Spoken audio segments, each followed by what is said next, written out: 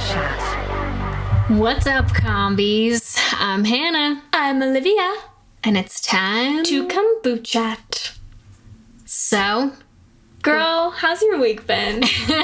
yeah, my week's been crazy.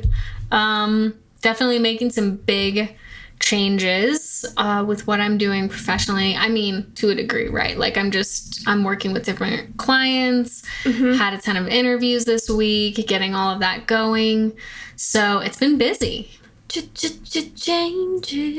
That's right. That's exciting, though. I think change, while it sometimes can be uncomfortable or scary in the unknown, I think it can be really good. Definitely. Especially in the long term. Sometimes you have to change something to make something happen. That's right. You're going to hear first, combies. Yeah, so we kind of, discussed this idea and decided we wanted to do an episode on pivoting, making that change, giving you some tips on how to do it. Maybe you're in the middle of it. I know a lot of people are with COVID over the past year and that sort of thing. So, I don't know. Let's get into it, yeah? Yeah, let's do it. All right. So, I think maybe the best way to start is just talking a little bit about our own personal experiences. So, oof. Okay, yeah. Let's get into it.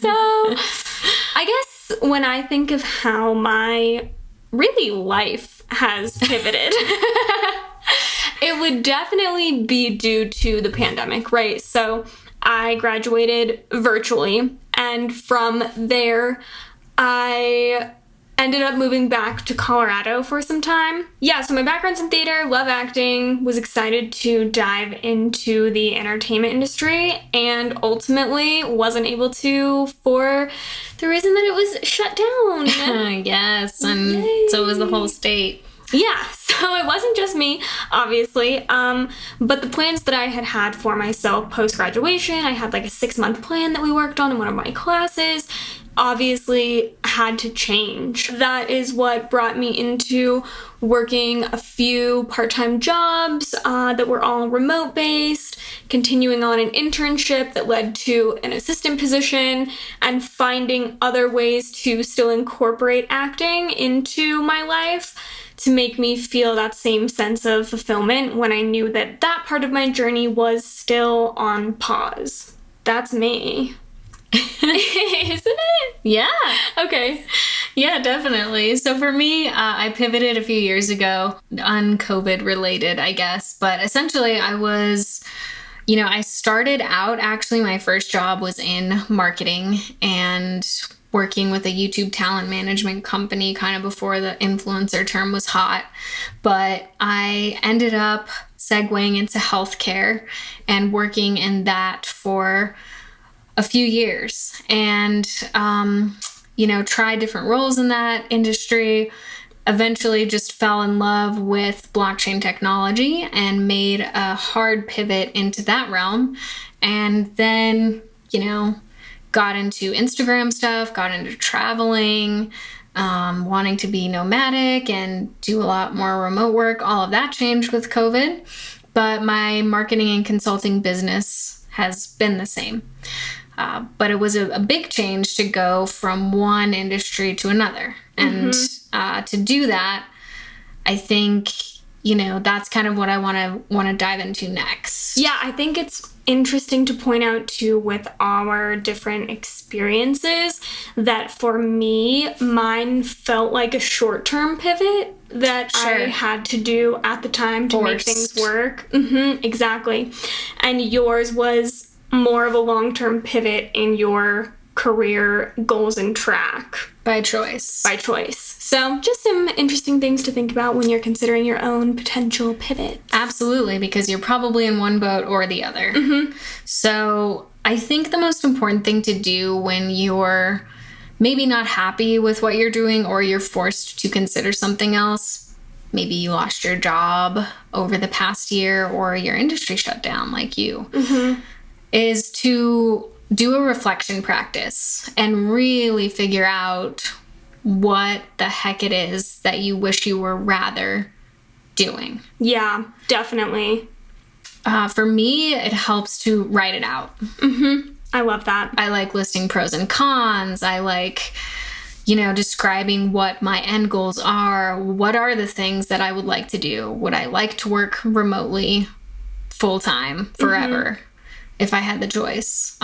Hitting all of those buttons and getting that set in front of yourself so you have a real picture of what it should look like. I like to think of it as reflection and projection. So reflect on where you have come from, what you want to do, and project where you want to see yourself, how you're going to get there. That's perfect. I love that. So that feels like the first step. Definitely. From there, I think it comes down to looking at what skills you need to make that happen. And what skills you have. Absolutely. Take stock of what you're good at, the things you enjoy doing, and then look at the things that you might need. Yeah, maybe it is something you can work on yourself by reading books or taking a class. Maybe it's something you need to expand your network on to get help from others who are proficient in this skill. Absolutely. I think looking at who can help you in your network and who can make introductions for you or mentor you in some way is key. I would say specifically with my process, the company that I worked for that I work for currently is a constant mentor for me throughout everything from the time the industry closed and I had my last in-person internship day with them to productions slowly reopening and kind of figuring out what that looks like, and ultimately to me moving back to LA and getting back in the swing of things. It's nice to have people that you can rely on and help guide you through it all, even if you're all figuring it out together. Seeking mentorship is super important. Along the way, I think it's important to keep in mind that you may have to take roles or gigs that are not particularly that thing that you love and are passionate about in order to eventually pursue that full time. Definitely. Once again, at one point I was working 4 part-time jobs just with the idea in my head that if I can save all of this money now, then I can focus on acting, on taking classes once I get back to where I want to be. Absolutely. And for me, this looked like keeping a job that I didn't necessarily love. That was a 9-to-5 role in an office, and that was not going to change, COVID or not, in healthcare. And moonlighting. So working anytime I was not working that 9-to-5, I was going home and working in the things I did love doing.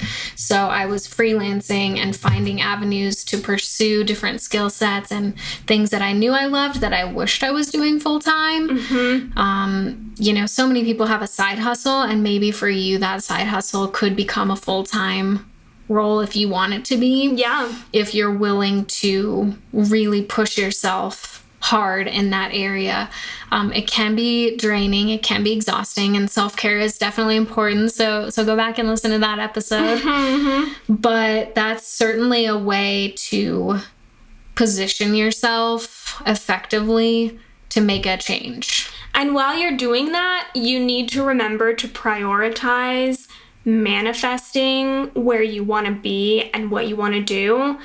Like, if I had taken a break just from acting this entire time, I would be going crazy. But instead, I've looked at some opportunities. I did a couple virtual plays. I'm now workshopping a play with a couple people. I took an acting class virtually for a couple months. You shouldn't let that goal dissipate just because you're having to essentially make ends meet and get you to doing that something full time. Absolutely. And not only just making ends meet, don't make excuses. Don't say to yourself, oh, it's a year where this year just sucks. It's a throwaway year. Here we are again, 2021, and most of the US where we live are still quarantined. things are shut down, people are still remote, and we could sit here and say like, oh, it's not the year to launch a podcast, but we did.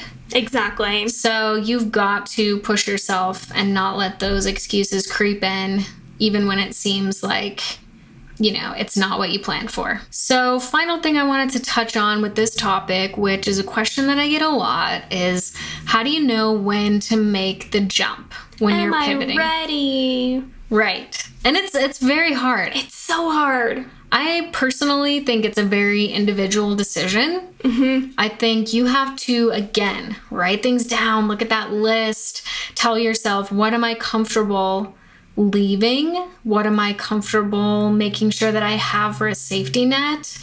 Or am I at the point where I just need to do it? Mm-hmm.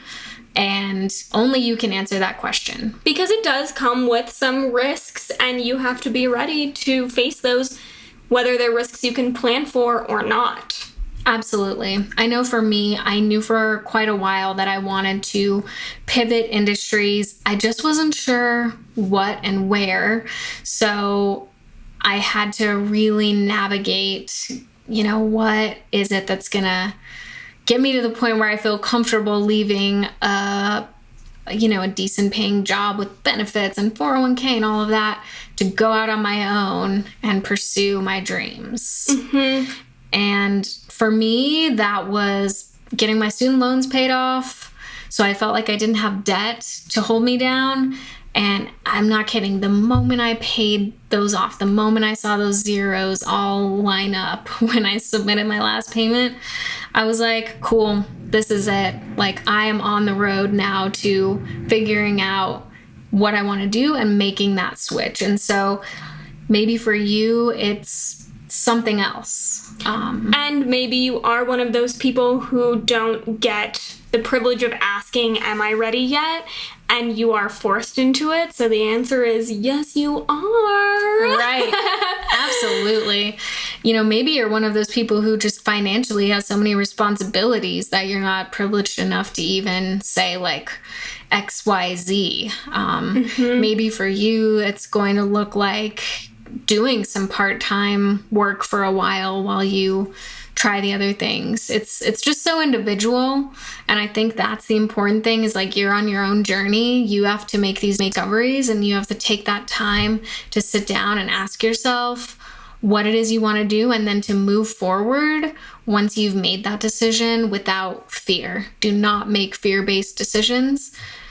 Run with it and don't let anything hold you back once you've made that choice or been forced to make it. And while we may not be the ones to say, yes, you are ready, because it is such a personal decision, if you need 2 cheerleaders along the way, former cheer right here. I am advanced in the skill of hyping you up. Yeah, we're absolutely down to be your hype queen. So if you're experiencing this, we would love to hear from you. It is no joke, one of my absolute favorite things to talk to people about. I just love doing it. It's time for our sweet and spicy round. Spicy and sweet. Should we add that in every time? Yes. Okay, let me ask you first. Sweet or spicy? Let's kick it sweet for me today. Do you have magnets on your fridge? If so, what is your favorite one? If not, why? Yeah, I have a ton of magnets. I typically purchase them when I travel places, other countries mostly. So that's what a lot of them are. That, and then I have this really cool space set, which are all these different little universe sort of things. I love space stuff. So those are kind of what all mine look like if I had to choose a favorite. If you could only have one. Whoa. Sad. Well, I'll go the sister route and say the one that you got me from Germany. Oh, yay! I love this answer. It's the little mannequin piece boy from Belgium. Oh, just kidding. It was not from Germany. Well, it was from my Germany trip when I studied abroad for which is what I was thinking. Yeah. but yeah, it is from Belgium, where I actually did travel and see it myself on a separate trip. And didn't buy a magnet for, which I didn't even know. Which I did want to do. I looked for them, and I couldn't find a cute one. I could. It's like pop art. Yes. Yeah, it's super cute. Love it. Okay, I think I'll go sweet too. I don't know that we've really done 2 sweets in a while. I don't know if we have. Yeah. Who would you want to play you in a movie about your life? Whoa. This gets in a weird meta way for you as an actress, I feel like. Yeah, but I could pick anyone. Yeah, anyone. Oh my gosh. I love this question. I'm a little nervous because I'm gonna say this person and like I can just imagine me having a conversation with them and they're kind of like, well, my career is kind of past portraying your life. Oh, okay, do tell. I would pick Gaga. Oh my gosh. Wouldn't that be amazing? Big fan. Just because she's great. Obviously her acting skills are amazing. Mm-hmm. You know, she's short. I'm short. Yeah, 5'2". And I'd look like a goddess in the movie. All good things. That's a good choice. That's my pick. I like it.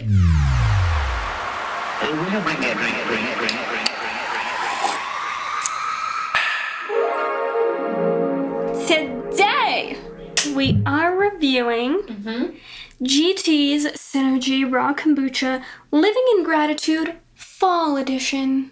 Nice. Okay. With apple turmeric, carrot, and spices. So this is one of the first seasonally branded items that we've reviewed. I do tend to associate certain flavors with certain seasons, so I can see why they picked up on that for marketing. Yeah. I've said before on the podcast, some feel summery to me or spring, so I'm interested to try this fall option. Yeah, so this bottle, specifically kombucha, this is Share Your Blessings, which I feel like is also kind of a fall theme. I mean, it should be an everyday theme, but I do feel like Thanksgiving blessings, right? You know, Gratitude. I don't know. So this says, now more than ever, we must pay our blessings forward to help make this world a better place. A portion of proceeds from this bottle will be donated to provide meals for those in need via Feeding America, the nation's largest organization dedicated to fighting domestic hunger through a network of food banks. That's really cool. That's super cool. I love when there's impact associated with a purchase. Yeah. And so that's really good to know that with this particular flavor and it being a fall Thanksgiving themed sort of thing that they do that. I love that. GT's is a staple. Kombucha staple, one of the oldest in the game, one of the OGs. Yeah, and GT Dave says, kombucha is our daily act of gratitude dedicated to helping people live happier, healthy lives. Each day we're thankful for the opportunity to craft this sacred gift. May every sip encourage you to appreciate your blessings and give kindness back in return. So, cute. That's pretty cute. It is 16 grams of sugar, 0 added. Serving size is 1 bottle. I think it's really kind of cute how they have this tree going on, like a giving tree, I feel like. Yes. It has all these words like rain, breathe, quiet, every day. Just kind of things to be grateful for. Mindful. Yeah, which is super cute because, you know, I could look out and see a tree and now I'll be grateful for it. So. Oh, man. Yeah, and GT's is an LA brand. They offer a range of probiotic foods to help improve gut health. Tend to get an A+ on branding from us. I do love their like rainbow labels on other bottles. This one is a little more simplistic in a very good way. Yeah. Because it's in line with the message, and it is a clear bottle. Which is nice. I do tend to really like clear bottles just because I can actually see I like to know what I'm getting. To drink. Yeah. You know, like Capri Sun, finding out what that looks like was constant. It lives rent-free in my mind in an unhappy way.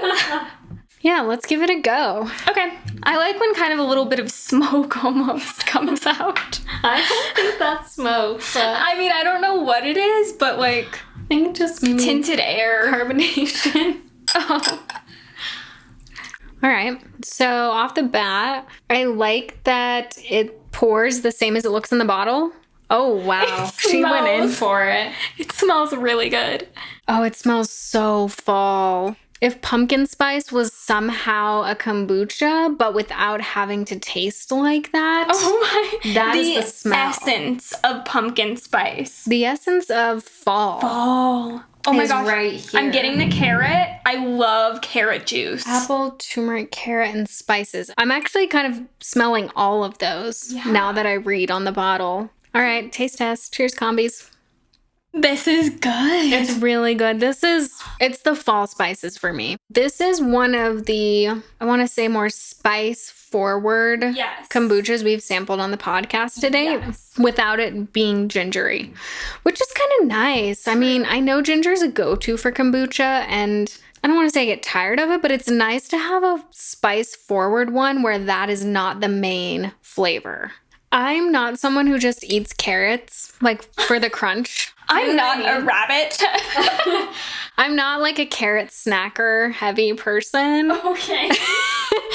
But I really like the carrot in this. I don't know why, but I just want to like sit down to like mashed potatoes and gravy and be grateful for it. And have this with it or something. I don't know. This is great. I'm a big fan. So good. I would drink this in every season, but especially in fall and winter. Perfectly catered to the packaging, the bottle, the message, the name.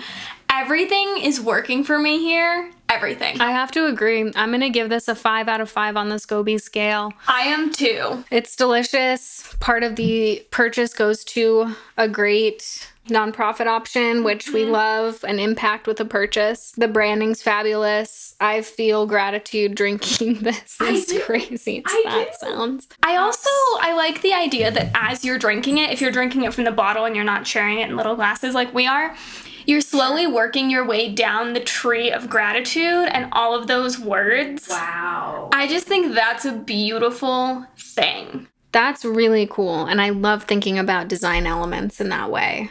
All right. That's it for our Living in Gratitude GT's Synergy Raw Kombucha sample. Thanks for listening today, combies. Special shout out to Gold Threads Audio for music and audio production. Check out goldthreadsaudio.com for all your podcast, music, and sound needs. This has been an On the Run media production. All reviews are strictly independent opinions of our hosts and guests. Make sure to like, review, comment, and subscribe on iTunes, Spotify, YouTube, or wherever you listen to podcasts. And let us know your favorite part of the episode in the comments and on Instagram. I'm at Blonde on the Run. I'm at Olivia. We'll see you next time, combies. Bye!